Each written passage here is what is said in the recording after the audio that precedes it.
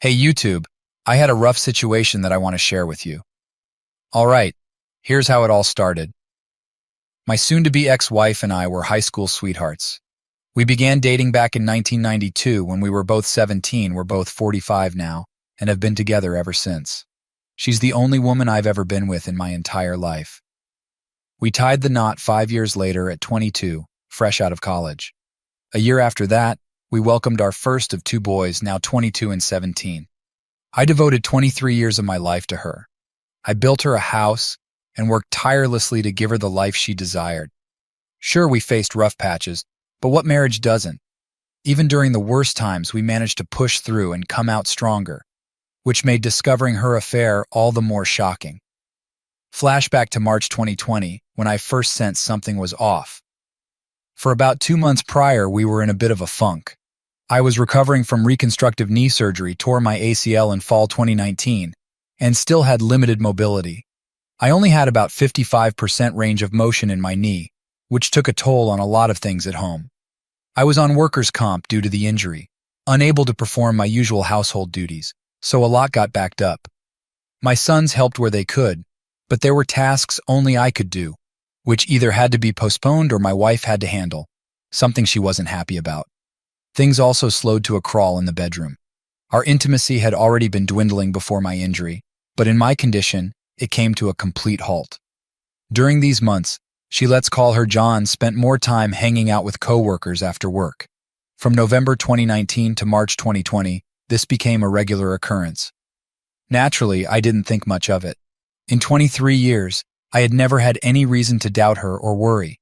She had her friends, I had mine, and we had mutual friends. I'd go out with my friends all the time, and it was never an issue. It was all above board. But around January of this year, I noticed something strange. Jan began to distance herself from me. Sure, we were in a funk, but she had never denied me affection to this extent. The usual hugs and kisses stopped. Her phone, which had always been in her hand, became something she guarded. She used to share everything she found online, DIY ideas, recipes, memes. But now, she was secretive about her phone. Her interactions with me turned snippy, as if she couldn't be bothered. So we're now in March. COVID has arrived, and New York City is in lockdown. Our jobs are deemed essential, so neither of us had to work from home. I had just been cleared to return to work after 5 months off, and I was eager to get back at it, as 5 months of rehab and not being able to do physical activities drove me nuts. For context, I love physical activities. I'm an avid martial artist and usually hit the gym 4 days a week, on top of all the home projects I did.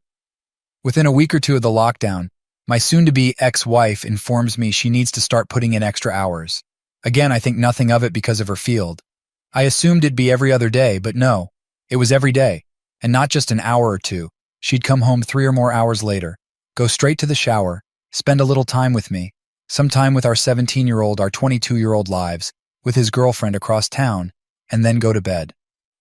As I regained better use of my knee, we tried to get intimate again, but she wasn't mentally or emotionally present, which I quickly noticed. By early April, things became clearer. All signs pointed to her having an affair. I decided I needed answers, so I scoured the internet for signs of infidelity, and she ticked nearly all the boxes. Then, I advanced my search to finding proof. I started with her social media. Looking at her Facebook posts from months prior, it was the usual.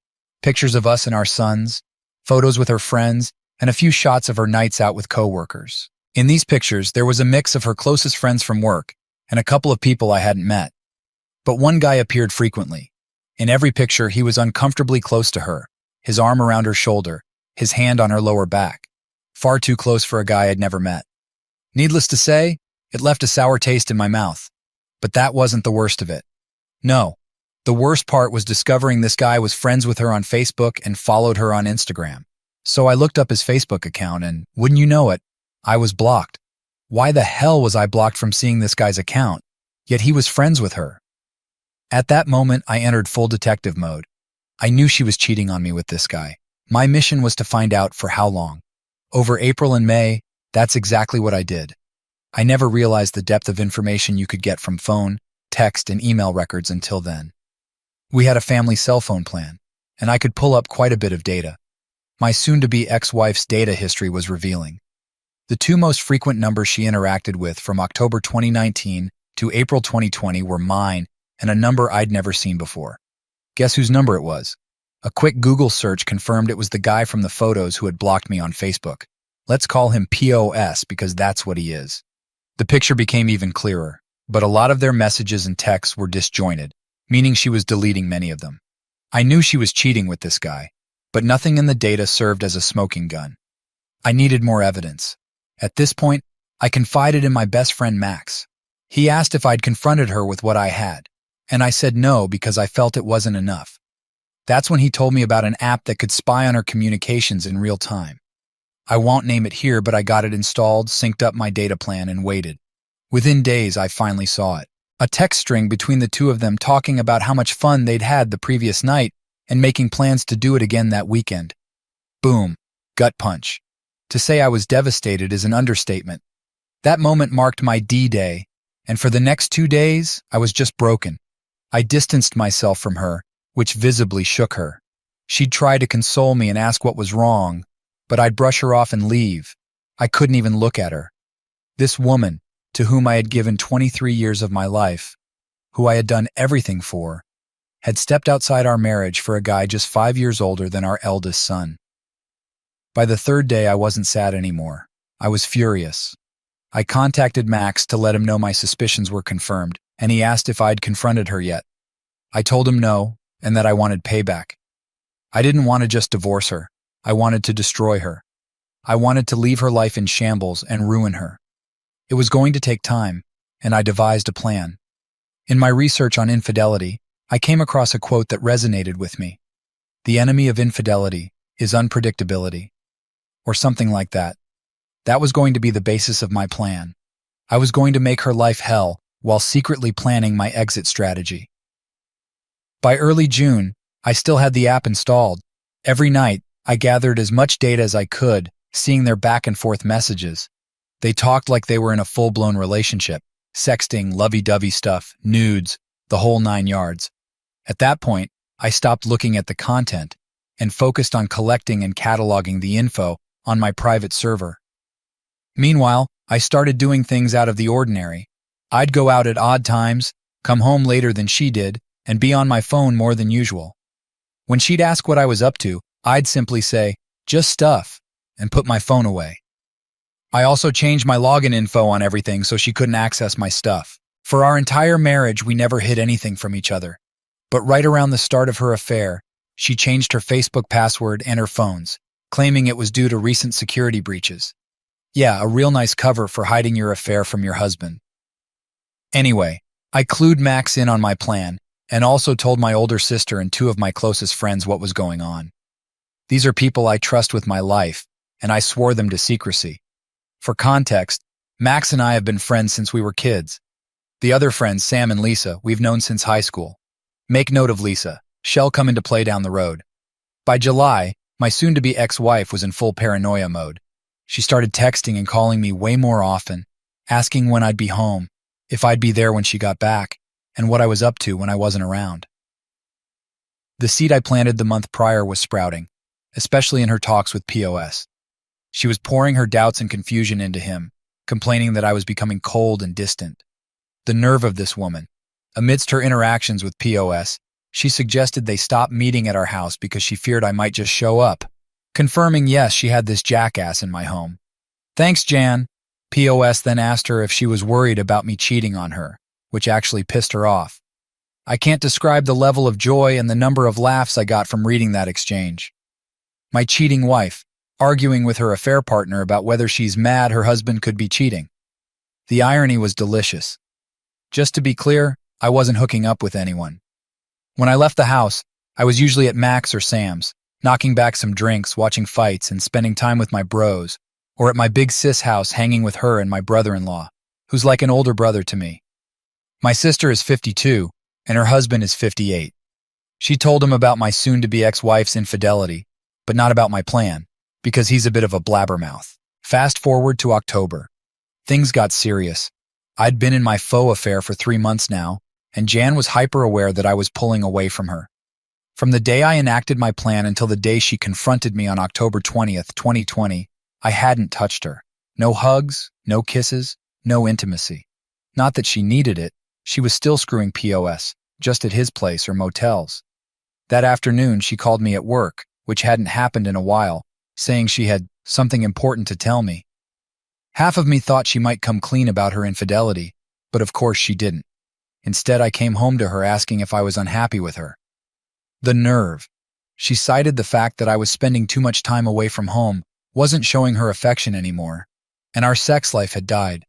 She said she was worried I was pushing her away because I resented how she treated me while I was rehabbing my knee. And then came the punchline. She asked if I was cheating on her. Folks, I fell to the floor laughing hysterically. I mean Joker laughing gas hysterical. On the surface, it looked like I was laughing off the notion of being unfaithful, but I was actually laughing at the sheer irony. I laughed for a good 2 minutes before composing myself enough to answer. I sat up, looked her in the eyes for the first time in months, shook my head, but didn't give her an answer. I stood up, brushed myself off, kissed the top of her head, and went about settling in for the night. Later that night in my office, I decided to check what she was telling him. I fired up the app, and sure enough, they were texting in real time. She told POS, "I know he's cheating on me. I asked him tonight, and he literally laughed in my face. He fell on the floor and laughed for like 5 minutes. He doesn't even care how I feel anymore. I don't know how or why, but he's gone.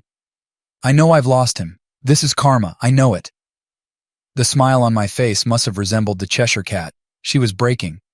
POS tried to console her, saying if I cared enough, she wouldn't have needed him to give her what I wasn't. But the tone of her responses showed doubt. She had the nerve to step out of our marriage because I couldn't fulfill my role due to a legitimate injury, and kept the affair going for almost a year. But the idea of losing me to another woman was making her waver? What a weakling. During all this, I was also enacting the second part of my plan, getting my financial affairs in order. In September, I met with a family attorney to get the ball rolling on divorce papers, with the mountain of evidence I'd gathered. New York is an at-fault state for divorce, and the overwhelming proof of Jan's infidelity meant I could nail her to the wall in court. My lawyer instructed me to get my financials in order for asset division. I went one better, secretly moving all my money from our joint account into my personal account. I also started shopping for an apartment as part of Phase 2. By November, I hadn't changed my behavior. In fact, I ramped it up. This is where my friend Lisa came into play. For context, Lisa and Jan were never close. I met Lisa in freshman year of high school, 2 years before I met Jan. Even way back then, Jan saw Lisa as a threat since she was my closest female friend. There was always an implied "I don't trust her" from Jan about Lisa. Conversely, Lisa was never a big fan of Jan. Early in my relationship with Jan, Lisa pointed out how Jan imposed herself into our friend group while I didn't do the same with Jan's friends. That irked Lisa because she knew Jan did it because of her. Among Jan's circle, there were no male friends, except POS. Lisa is the only girl in my group. Lisa had been stuck overseas due to the virus, but returned to NYC on November 3rd. Max, Sam, and I decided to celebrate her return with a night at Sam's house for dinner and drinks. There were only 5 of us: Max, Sam, Sam's wife, who is also Lisa's sister, Lisa, and myself, sticking to CDC guidelines. Lisa, being the mastermind she is, suggested we take photos similar to the ones I found of Jan and POS months prior and post them to my Facebook. And that's what we did. On the 5th, Jan got wind of it, as a few friends noticed my updates and saw how uncomfortably close I was with Lisa. This messed with her mind because she still believed I was cheating, and she probably wanted to accuse Lisa, but knew Lisa had been stuck in Europe for most of the year. That didn't stop her from dressing me down that night for being handsy in the pics. I saw a golden opportunity to deliver the lead jab for my knockout blow. I said, "So what about the pics with you and POS from last year? He was pretty handsy in them. Did you see me get bent out of shape over it?"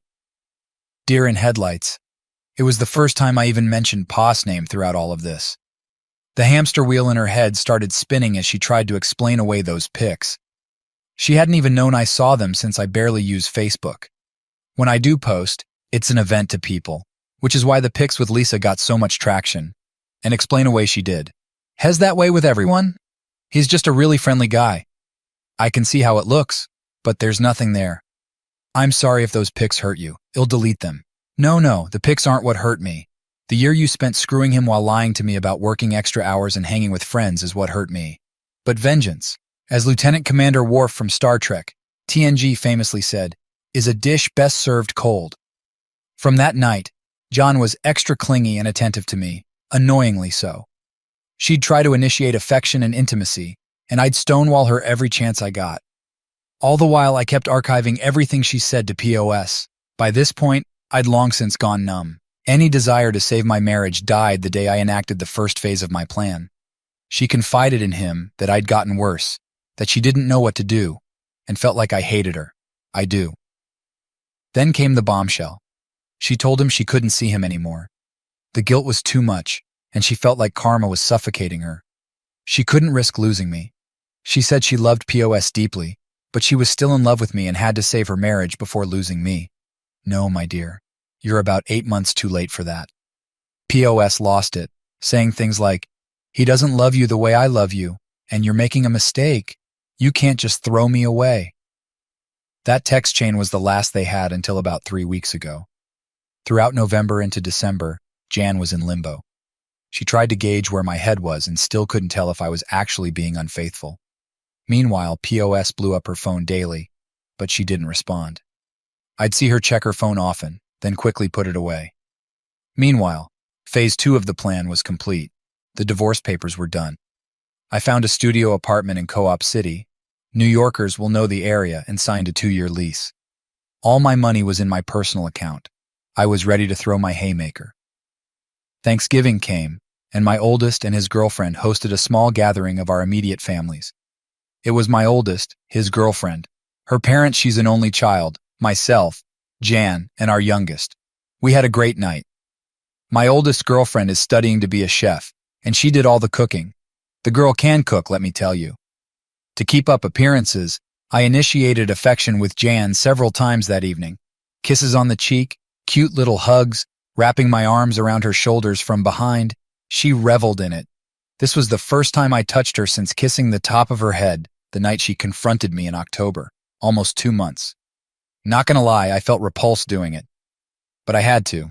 I couldn't risk the plan, and being distant in front of my boys, my oldest girlfriend and her parents would set off alarms. My youngest decided to stay over with his big bro for the night, so Jan and I headed home. On the drive, she thanked me for being so good to her and said, I don't know what you're going through, baby, but I'm here for you.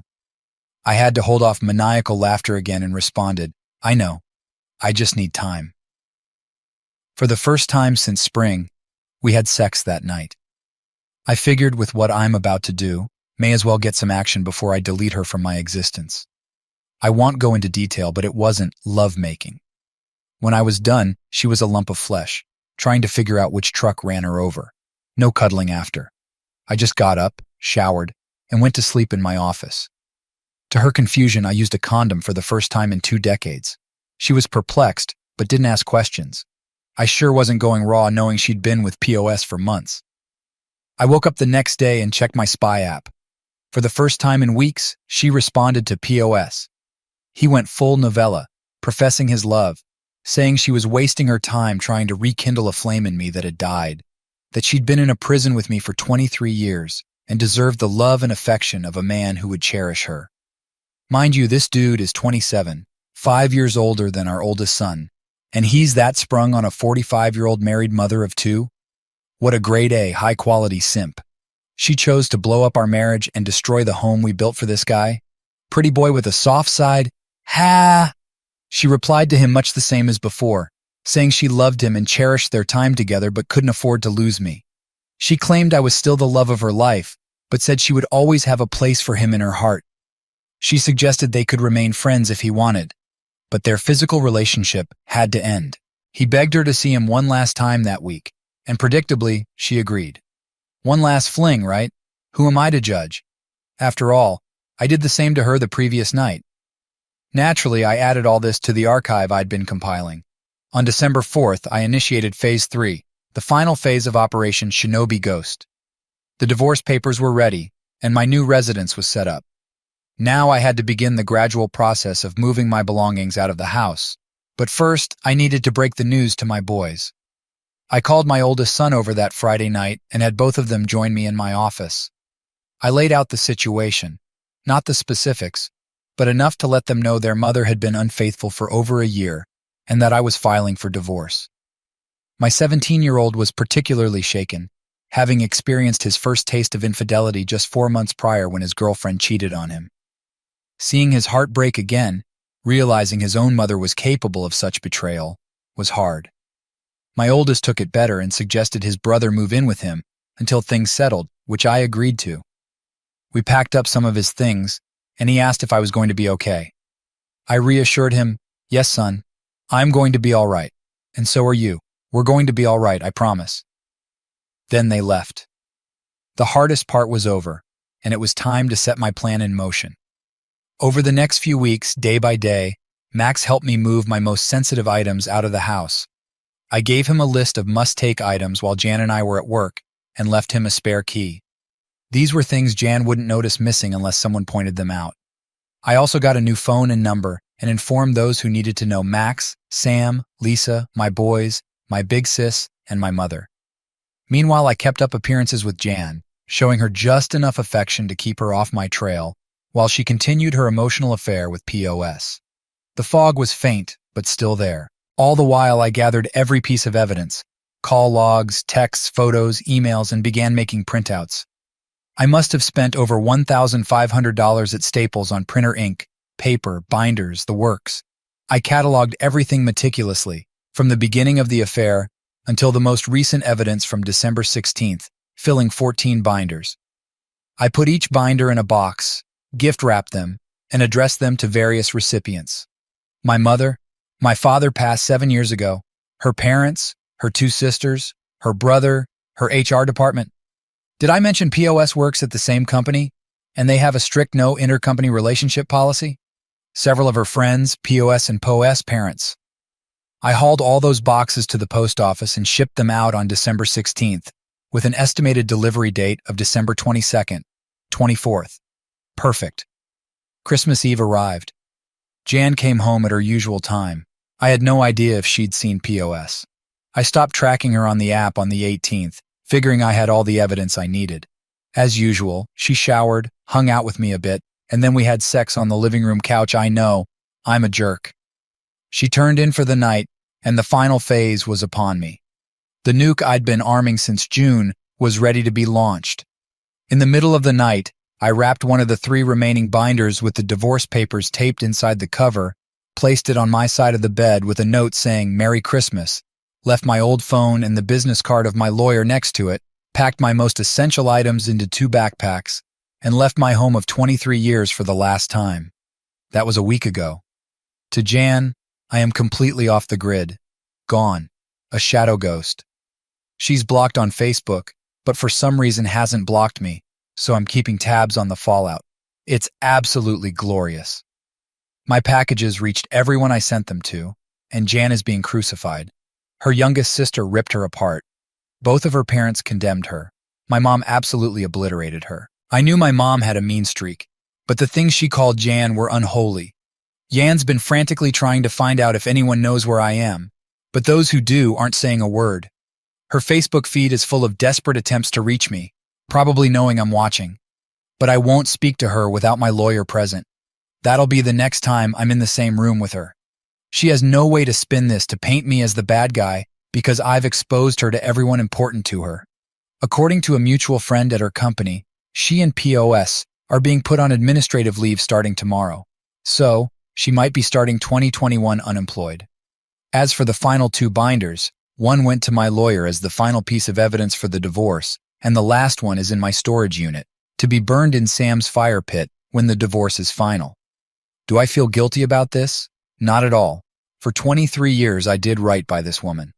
I gave her the home she wanted, the family she wanted, the life we both deserved, and I loved her unconditionally.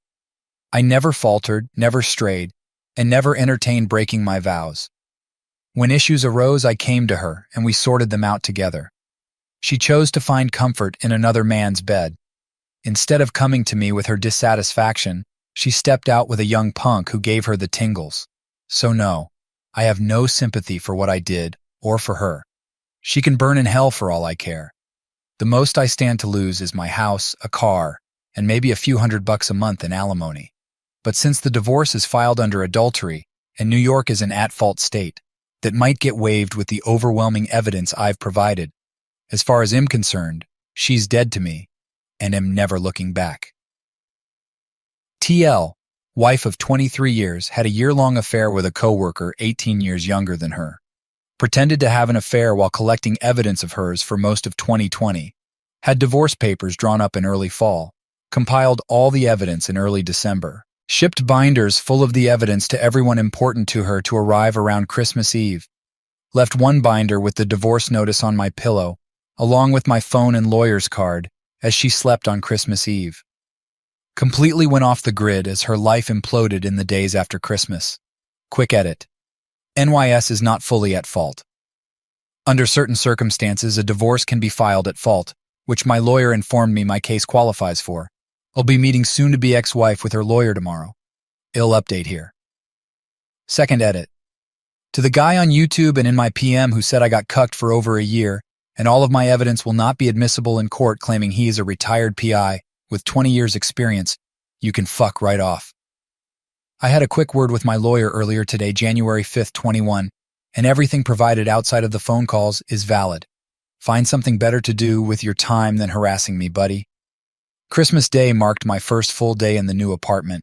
Though it's still coming together, I've made it cozy since I'll be here for at least 2 years. My boys and my eldest girlfriend came over and spent a good portion of the day with me. She brought some homemade treats and cooked a fantastic meal. We sat and talked in a way we hadn't in ages, and it was a really nice change. My big sister also dropped by with more goodies. It had been nearly a year since she'd seen her nephews. Having everyone around really lifted my spirits. Otherwise, I probably would have just drunk myself into oblivion. Everyone left around 8 p.m., and I decided to go hang out with Sam and his wife, Emma. We spent a few hours together, had some drinks, and then I headed back home. The next significant event happened last week, on December 29th. Around midday, I got a text from Lisa asking if I was free that night. I wasn't busy, so we agreed to meet up after work. She showed up, and we went to a nearby diner. Here in NYC, we have indoor dining at 25% capacity because of COVID, but it's usually easy to get a table since many people avoid dining out. Once we were seated and had ordered our food, Lisa laid everything out on the table. I had a feeling this was coming. She confessed that she'd liked me since we were teenagers, but never had the chance to tell me because Jan swooped in before she could. For context, I've known Lisa longer than Jan by 2 years. She's been the 4th member of my close friend group with Max and Sam. We were the social outcasts in high school, the raver kids who didn't fit into any cliques. Back then, Lisa had a weight problem and was diabetic.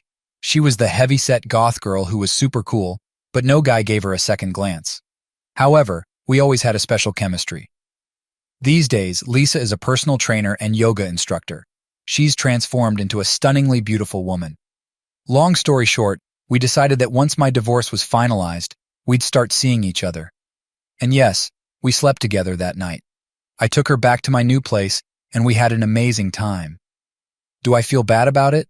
Not at all. Lisa has been a better friend to me than Jan ever was. That's not to say Jan wasn't my best friend, but Lisa has always been there for me. Even as I learned that day, she had stepped back from her own feelings to let me pursue and build a life with Jan. That kind of selflessness is the definition of real love. I know it sounds like I'm justifying sleeping with her, but to me, it was the right decision, and I plan to explore a relationship with Lisa fully. Now, on to yesterday, the day I met with my wife and her lawyer to discuss the divorce. It had been 2 weeks since I ghosted my soon-to-be ex-wife. On Monday, my lawyer called to inform me that Jan's attorney had scheduled a meeting for us to discuss the terms of the divorce on January 6th yesterday. I met with my lawyer on Tuesday morning to go over my terms. In short, I wanted an uncontested divorce on the grounds of Jan's marital neglect. My terms included a full division of assets, selling my half of the house to her, keeping our respective vehicles, and keeping my cabin in the Poconos. Under the grounds of marital neglect, she wouldn't receive spousal support. As for our 17-year-old son, he would be free to choose who he wants to live with, likely me. Wednesday arrived, and I showed up at my lawyer's office dressed to the nines. My wife and her lawyer were already there. She looked like a mess. barely keeping it together. I kept a stone-cold expression. I won't bore you with the legal details, but her lawyer proposed terms for reconciliation. I shot them down immediately. In the end, we agreed to a legal separation leading to an uncontested divorce. The only change was that I would pay her $653 a month in temporary spousal support to cover utilities until she finds a job. She was fired for her affair with POS, and he was too for up to a year after the divorce is finalized. It wouldn't hurt me financially, even if she dragged her feet, and she has enough savings to get by. After a year, she's on her own. It's a small price to pay to be rid of her cheating self. The process will take about 3 months, so by early April, if all goes well, I'll be free. After the meeting, my lawyer gave me some final words and said he'd be in touch with updates. Outside, Jan chased me down and asked if we could talk. I decided to give her a moment. She had held it together in the meeting but broke down outside, apologizing and saying she never meant for the affair to go that far. She admitted she never expected to fall in love with POS and realized how wrong it was. She asked if I could ever forgive her, and if maybe, in a few years, we could start over.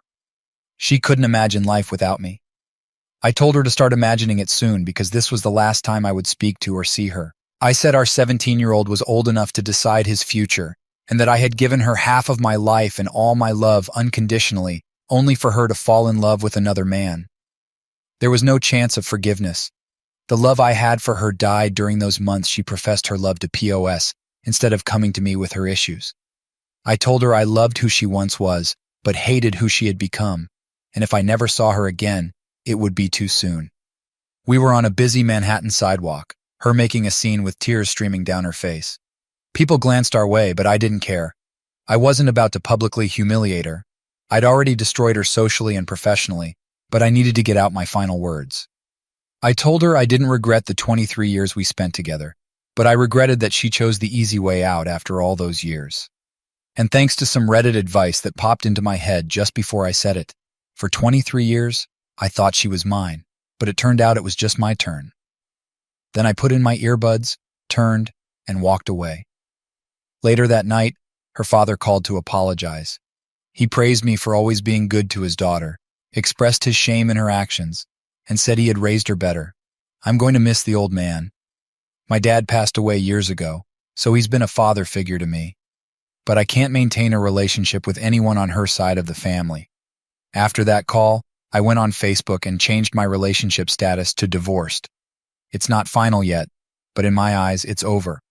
When I post on Facebook, it's an event, so a lot of folks messaged me with questions.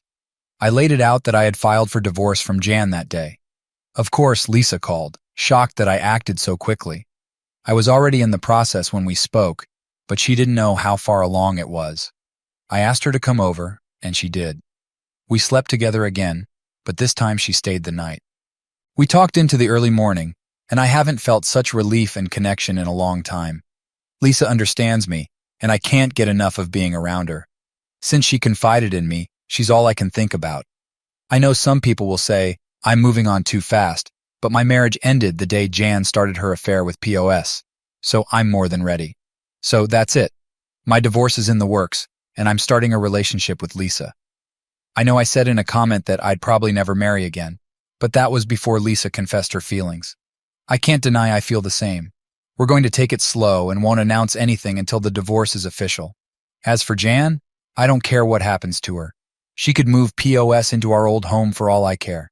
I'll get my money for the house over 2021 in 4 quarterly installments, and aside from the $653 I'll pay directly to her savings account monthly, I never have to see or speak to her again. To all of you who offered support, encouragement, and praise, thank you from the bottom of my heart. Over the next 4 days, her life completely imploded. Her family pretty much excommunicated her. Her friends, the ones who didn't know about the affair, ostracized her, and my own mother called her the most scathing and vile things you could imagine. She and her lover were also placed on administrative leave and eventually fired. Last week, we had our divorce hearing and settled on a legal separation leading to an uncontested divorce, with a few provisions for transitional income since she's now unemployed. I'm to pay $653 a month for utilities until she finds gainful employment, or up to 1 year after the divorce is finalized, expected to be in 3 months. She keeps the house, her car, and her half of the shared assets. I keep my half of the assets, my vehicle's car, motorcycle, and boat, and my vacation property, a cabin in the Poconos. After the hearing, we had one final exchange, where she tried to explain away her infidelity and begged me to give her a second chance after the divorce. I, of course, said no, gave her some choice words, and walked away from her forever. This brings us to last night. Only my closest friends, 2 sons, older sister, and mother, have my new contact info, and I've completely blocked my soon-to-be ex-wife on all social outlets. She has had no means of reaching me since I left her on Christmas Eve, but some of our mutual friends still do. Last night I was hanging out in my apartment when I got a voice call notification on Messenger from one of those friends who hadn't abandoned her after I outed her affair. She didn't waste any time when I answered, and said she went to check on Jan, my soon-to-be ex-wife, and found her passed out in the bedroom, foaming at the mouth with 2 empty bottles of pills next to her. Jan is in the ICU in critical but stable condition. The doctor said she will likely pull through, but she's clearly not going to be well afterwards. The friend begged and pleaded for me to come. Jan's parents and 2 of her sisters were also at the hospital. My guess is they were notified after the hospital tried to reach me, but Jan still had my old number as her emergency contact. I simply told her no. Jan's not my problem anymore, and she clearly decided to take the easy way out rather than deal with the shame and agony of the 23-year marriage she blew up. I then told her friend that if Jan's family was there, they could help her sort out the pieces, but as far as Jan and I are concerned, there is no Jan and I anymore. I then ended the call. I had a few hours to sleep on it, and my sons called me this morning asking if I knew. I told them yes, but I also let them know that if they want to be there and support their mother, I will not hold it against them or judge them for it. She is their mother after all. But I myself wash my hands of her and care little to nothing about what she does to herself anymore. They were both a bit taken aback by this, but respected my stance. However, now that the news of her suicide attempt has broken, many of those friends who dropped her are resurfacing and saying I need to be there for her, that despite what she did to me, I need to support her in her time of need. I've also been informed that her affair partner tried to visit her this morning, but wasn't allowed because he's not family. I'm getting dogpiled on to go see her, but I feel nothing for this woman anymore. I haven't for a very long time.